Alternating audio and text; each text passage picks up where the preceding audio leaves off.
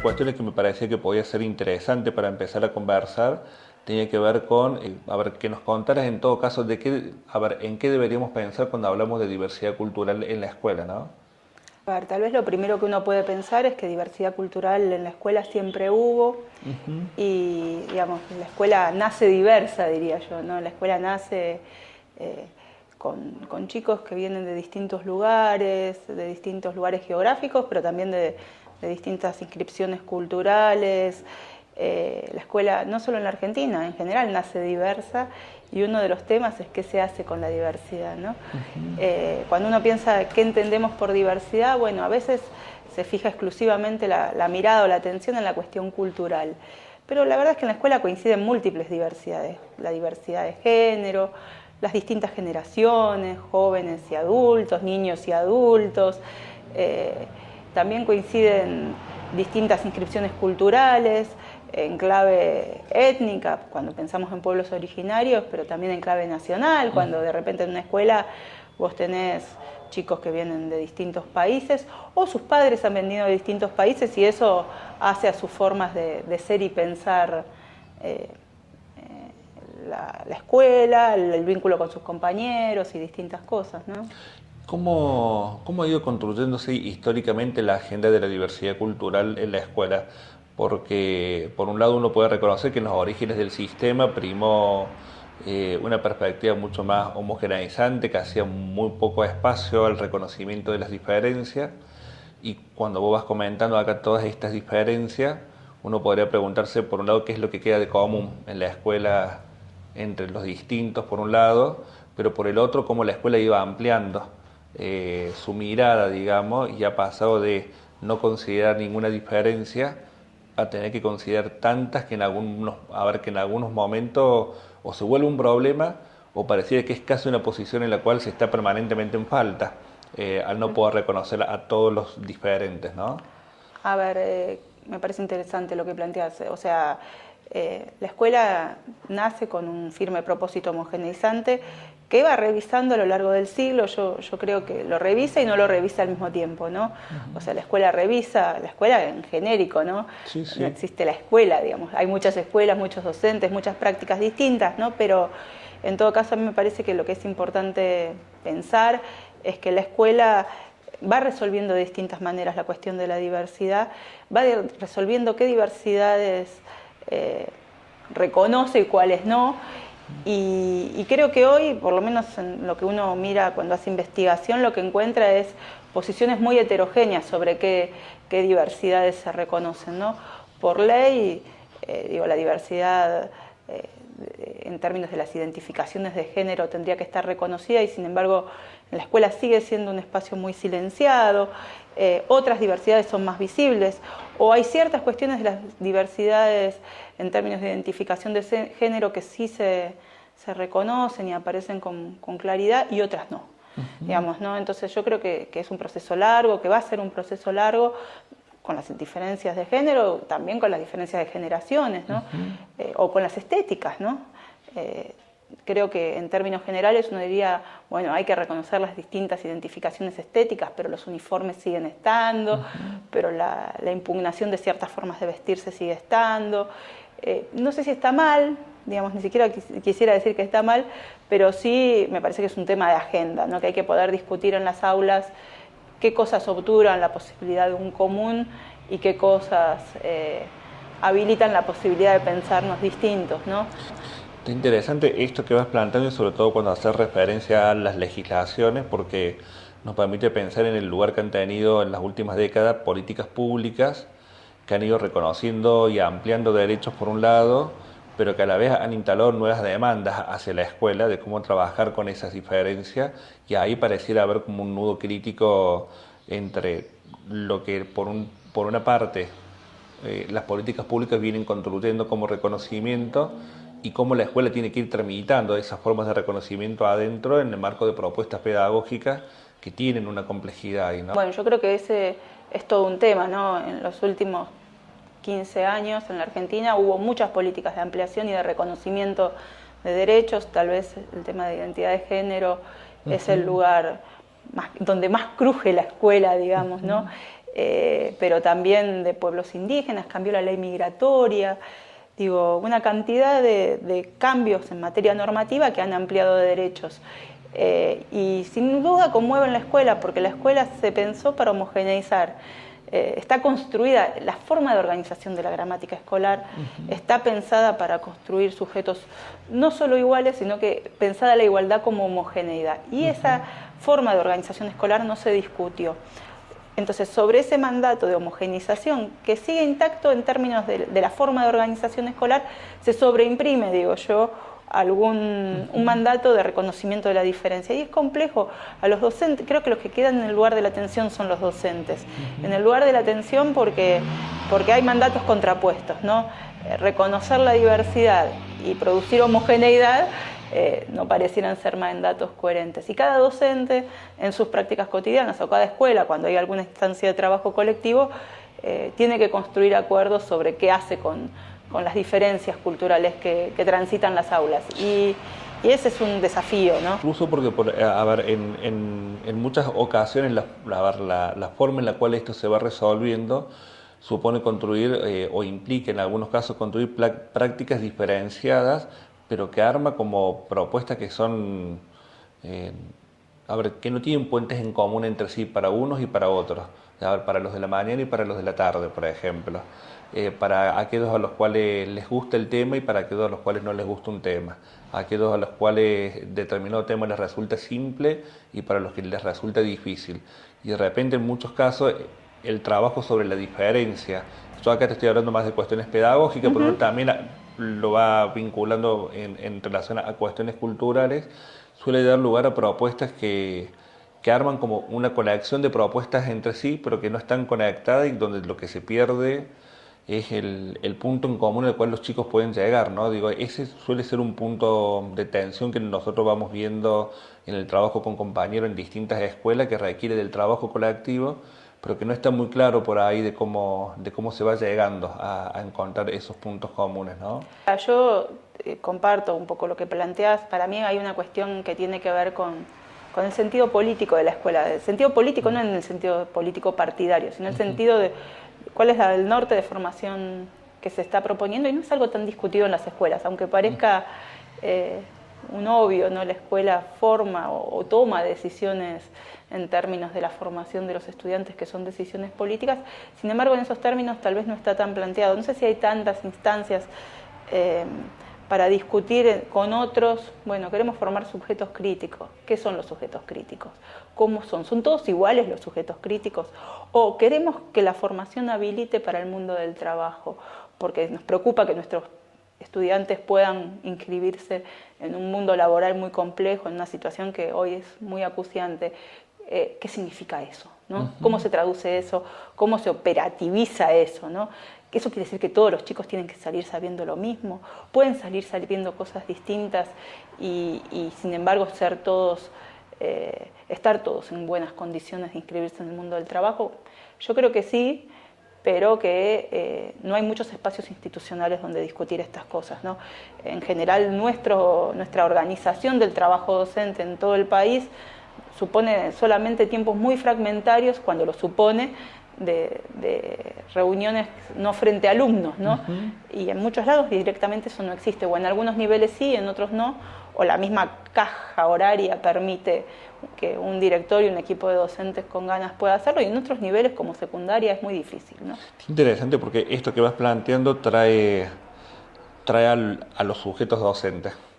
A los sujetos docentes en juego con la estructura, o sea, con la organización del trabajo y con la organización pedagógica. Digo, si uno quiere pensar como las dos cuestiones ahí dialogando. Pero el asunto es que trabajar sobre la diversidad cultural también implica y afecta fuertemente a los docentes como sujetos y las posiciones que tienen construidas en relación a cuestiones vinculadas con la diversidad, digamos, a cuestiones vinculadas con la violencia de género, con el lugar de la pobreza, con la cuestión de las injusticias, con los tipos de autoridad que se van construyendo, etcétera. Y lo pienso desde temas tan genéricos como esto a la cuestión tan simple de cuando los chicos le dicen al profe, usted tampoco puede hablar con celular en el aula si nosotros no podemos. Y eso supone atender, digamos, formas de autoridad que se construyen desde una lógica donde el docente está implicado también. O sea, ahí, ¿cómo vas viendo ahí las implicancias que tienen para los docentes como sujeto esta demanda de atención a la diversidad por parte de la escuela? Porque aparece la escuela por un lado, pero esa escuela está sostenida por los sujetos ahí. A ver, creo que es interesante. En realidad, cuando uno mira históricamente, lo que encuentra es que siempre los docentes fueron los responsabilizados por hacer algo con la diversidad, sea suprimirla o ahora eventualmente reconocerla. Aun cuando no es muy clara la indicación de cómo se hace, ¿no? Uno puede pensar y construir pistas efectivas para reconocer o para trabajar de manera intercultural, en perspectiva intercultural, pero digamos, hay pocas orientaciones nítidas sobre esto, ¿no? Más porque nuestra interculturalidad, la interculturalidad de un aula hoy, no está hecha solo en términos de dos, o sea, de indígenas y no indígenas, o de mujeres y varones, sino que está hecha en términos múltiples, ¿no? O sea, uno en un aula suele tener niños de distintas identificaciones sexuales, de distintas pertenencias culturales, con distintos consumos culturales que tienen que ver con las localizaciones barriales o con los consumos a los que se acceden, y también familias con inscripciones muy diversas, ¿no? Y tal vez la formación que recibieron los docentes tiene que ver con encauzar todo eso en un único canal, mucho más que, cómo hacer que todo eso dialogue y converse entre sí, ¿no? Entonces, conversar pautas de comportamiento en el aula para docentes y estudiantes en torno a los celulares, a las gorritas o a lo que se nos ocurra, a los piercings o a las perforaciones en distintas partes del cuerpo, entenderlas como parte de inscripciones culturales y no como desafíos a la institución escolar. Eso supone un cambio de posiciones en donde también es difícil no perder el lugar de los adultos, ¿no? O sería importante marcar la necesidad de no perder el lugar de los adultos. ¿Cuál sería ahí el lugar del Estado para poder construir estructuras de apoyo al trabajo de enseñar que tiene que lidiar con estas cuestiones en algún punto? Para que los profes o los maestros no tomen como un ataque a la institución el ir con piercing o ir con la gorrita u otras cosas más, eso supone que haya alguien que esté pudiendo dialogar con los docentes para poder construir algo en común que sea un punto distinto por lo menos a ese inicial que va teniendo, ¿no? Te comentaba antes, fui directora de Educación Intercultural, ¿no? En la provincia de Buenos Aires, que es una provincia populosa y compleja, diría, ¿no? Y me tocó estar en el lugar del funcionario que piensa políticas públicas, ¿no? Yo creo que lo primero que hay que hacer desde el Estado es reconocer las cosas que las escuelas sí hacen en términos de interculturalidad y dialogar con eso que sí se hace, ¿no? No es que todo está por empezar a hacerse, hay muchas cosas de reconocimiento que hoy están circulando en las escuelas. Han cambiado los festejos de lo que antes se llamaba el Día de la Raza y hoy de ninguna manera se llama el Día de la Raza, ¿no? Han cambiado las discusiones cuando se presenta el tema de pueblos originarios o indígenas en las clases de historia de la primaria y la secundaria. Se han modificado algunas cosas y esas hay que reconocerlas. Y después de reconocerlas hay que generar espacios de discusión que excedan incluso a la institución escolar para conversar acerca de actividades, de preocupaciones y de lugares donde hay que construir consensos que no vamos a poder construir desde afuera. El tema de la vestimenta, ¿no? Que es un tema sensible en la escuela, ¿no? La escuela centenaria imaginó que con delantales producía igualdad. Y el delantal es un símbolo muy querido para nosotros, ¿no? O sea, para cualquiera que haya trabajado en una escuela, el delantal es bastante sagrado, pero hoy sabemos que abajo del delantal hay desigualdades y diferencias que no desaparecen por la utilización de un delantal. Y si queremos una escuela en la que todos entren con sus marcas culturales, tal vez tengamos que discutir qué del delantal necesitamos y qué del delantal no necesitamos, ¿no? O qué de lo común, traduciendo esto del delantal, qué de lo común necesitamos y qué del reconocimiento de las diferencias, ¿no? Porque creo que no son contrapuestos. Uno puede tener cosas en común, puede mostrar que hay un común que se comparte y también puede trabajar reconociendo diferencias sin que esto sea un antagónico, ¿no? Y para eso hay que pensar las diferencias en pie de igualdad, de dignidad y derecho, ¿no? Es decir, el piercing corresponde tanto, pero para llegar a eso en una escuela hay que construir muchas conversaciones, para que ese piercing no sea vivido como un desafío. Hay que poder construir una cantidad de cuestiones, ¿no?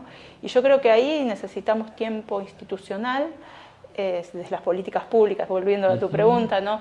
Necesitamos tiempos institucionales, necesitamos diseños curriculares que tengan, aunque sea perspectiva intercultural, aunque no sean 100% interculturales, que den pistas de cómo trabajar los temas presentando más de una forma de pensar el mundo, que muestren o que habiliten distintos relatos históricos, ¿no? Cómo se explicó la llegada de los españoles a América en Europa, cómo se la vivió por parte de los indígenas, cómo se la recupera, ¿no? Y los pueblos indígenas, cómo la recupera hoy el Estado más occidental.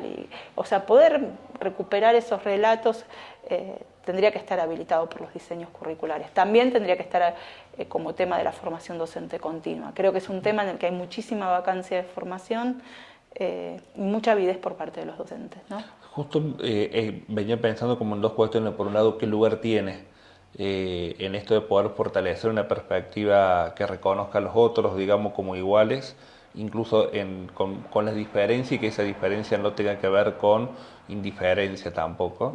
¿Qué lugar ocupa la formación docente ahí? ¿Cuál es el horizonte que uno debería pensar para las políticas de formación docente que puedan ayudar a que la escuela, por un lado, avance más de lo que ya lo ha hecho en relación a estas cuestiones, pero por el otro, que le ayuden a ver cómo la escuela tiene que dialogar con otros? Porque me parece que el asunto de poder reconocer las diferencias no es un asunto solo de la escuela, sino de la sociedad en su conjunto, pero que en muchas ocasiones uno termina leyendo que la demanda es solo hacia la escuela, ¿no? Entonces, bueno, por ahí a lo mejor qué tipo de forma debería tener una formación docente que ayude a que los docentes puedan, por un lado, mirarse en línea con lo que vas planteando, pero por el otro lado pensar esas otras articulaciones que hay que poder construir con el conjunto de la sociedad para que esa demanda no recaiga solo en la escuela, haciendo que la respuesta sea casi imposible, digamos. Como temas de la formación docente hay muchos y que sería muy importante abordarlos en distintas instancias a todos, pero por lo menos pienso en dos que me parecen nodales. El primero es trabajar sobre las propias biografías de los estudiantes, sus diferencias, sus maneras de cómo vivieron la experiencia escolar en torno a la diferencia. Lo que uno constata muchas veces es que quienes llegamos a trabajar en educación lo hacemos por dos motivos, ¿no? O tratando de reeditar buenas experiencias o tratando de evitarle a las nuevas generaciones experiencias que resultaron muy dolorosas. Creo que en ese lugar poder discutir en la formación qué marcas biográficas deja el paso por la escuela, a cada uno, pero a todos, digamos, ¿no? Me parece que es un tema central.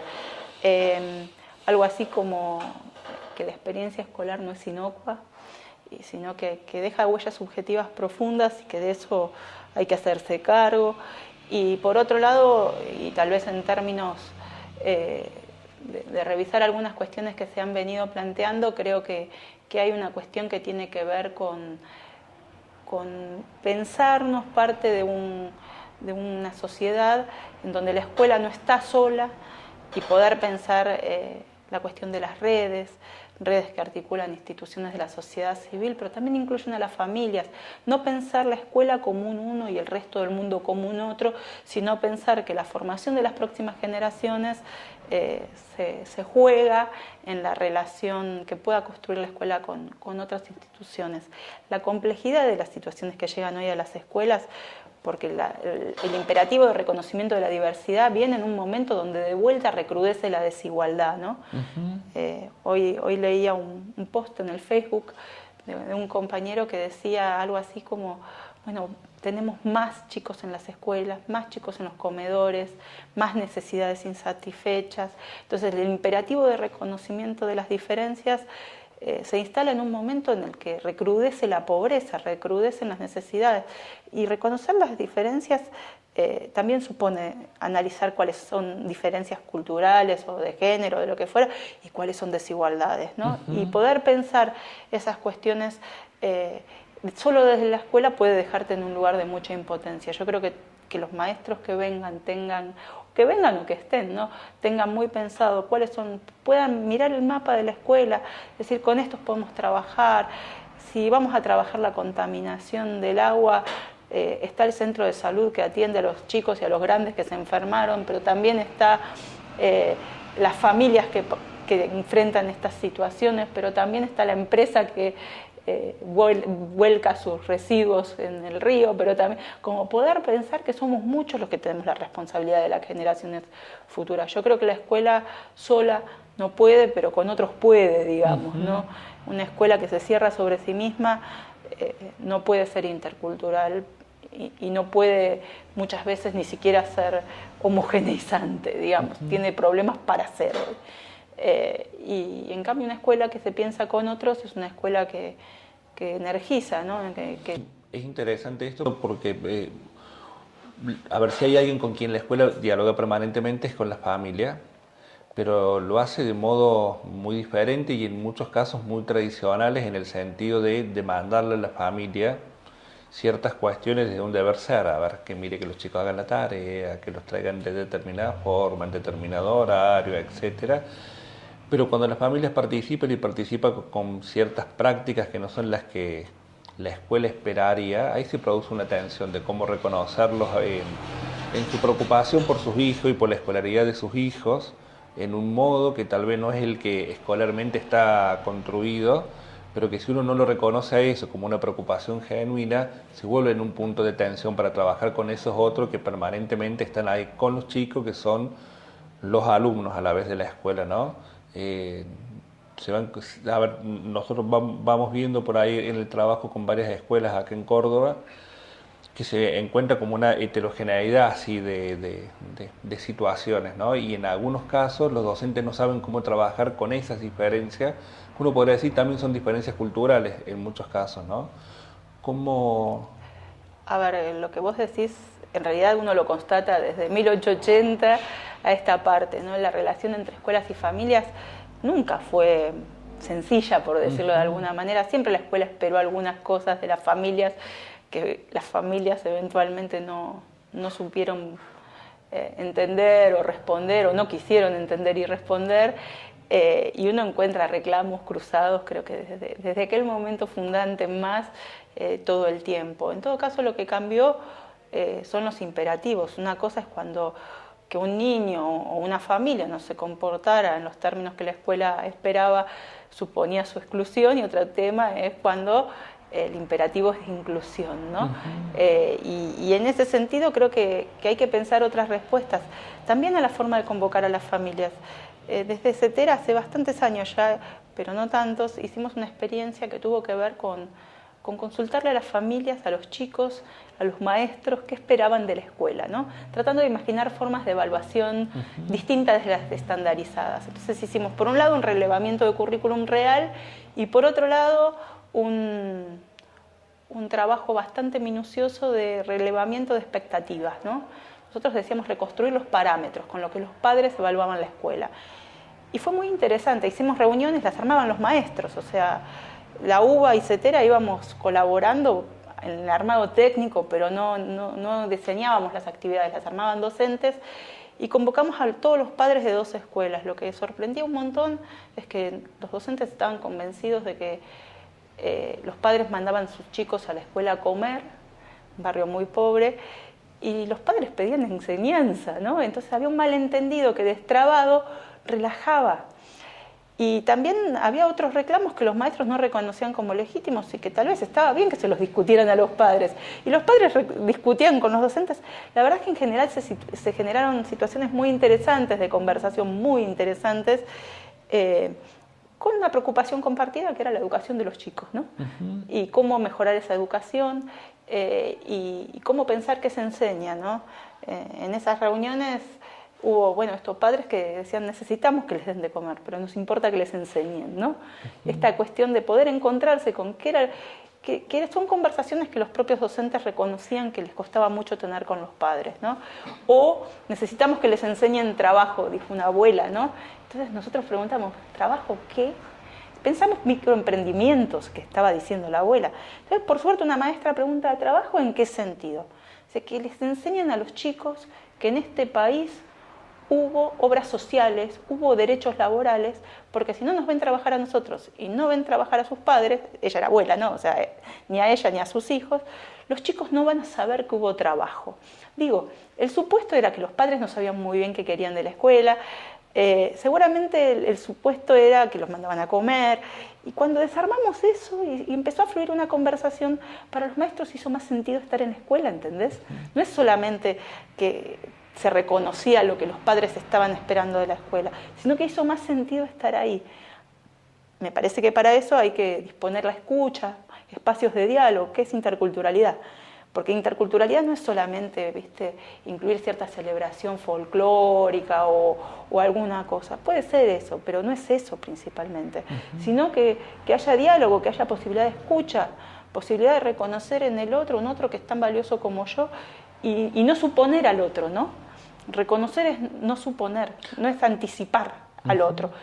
Y obviamente habrá situaciones más violentas, ¿no? Porque yo no quiero desconocer lo complicado que está el vínculo con algunas familias de sectores populares que están en situaciones muy complejas. Me parecería absurdo desconocerlo, pero también me parece complicado generalizarlo. Creo que una de las cosas que las políticas públicas tienen que poder acompañar es cómo hacemos para generar espacios de conversación entre familias y escuelas que no sean ni desde la cuestión, no sé cómo llamarla, preventiva o de considerarlos como enemigos, ¿no? Esto de las leyes que sancionan penas para los padres, que, digo, la verdad no es la mejor manera de producir acercamientos, conversaciones, ¿no? Y desde la escuela hay que pensar mucho, ¿no? ¿Para qué llamamos a los padres? ¿Los llamamos para retarlos? ¿Los llamamos para darles cosas? ¿Para qué llamamos a los padres? ¿Qué escenas de conversación producimos? ¿Cómo los invitamos a dialogar? ¿Hay espacio para decir lo que se espera de la escuela o no? Y al mismo tiempo, ¿cómo pedimos acompañamiento de los padres y de otras instituciones también, ¿no? Ahí cuando vas contando esto, aparece un tercero ahí entre la escuela y la familia, que en este caso es hetera, intentando conocer y reconstruir estos parámetros, digamos, para poder pensar una evaluación alternativa, digamos, a las estandarizadas. Pero este tercero parecía ser en muchos casos como condición, si no necesaria, al menos de gran ayuda para que la escuela pueda construir este tipo de procesos. ¿Cómo vas viendo hoy al Estado cuando en el último tiempo se ha desmantelado lo que era, por ejemplo, la dirección de la modalidad de dirección de la dirección de interculturalidad bilingüe, ¿era así, no es cierto? Sí. Pero que en realidad se vienen desmantelando un conjunto de dispositivos que buscaban que la escuela tuviera cierto soporte para poder construir articulaciones con otros en sus apuestas pedagógicas, ¿no? Sí, lo veo con mucha preocupación. O sea, hay todo un proceso de desmantelamiento de ciertas cuestiones que garantizaban un piso común, ¿no? En nombre del federalismo, hoy se han dejado de lado o se han dejado librados a su suerte que se instalen o no ciertas políticas, ¿no? Como los programas socioeducativos, que en algunas provincias siguen vigentes y en otras no. Entonces, experiencias interesantísimas de ampliación de horizontes culturales como el de orquestas juveniles o infantiles y juveniles o Conectar Igualdad, o sea, una cantidad de programas que quedaron librados a su suerte. Si las provincias los toman y si no, no, y entonces uno dice, esto es una preocupación. En el caso de la modalidad de educación intercultural bilingüe, la verdad es que la preocupación es importante, ¿no?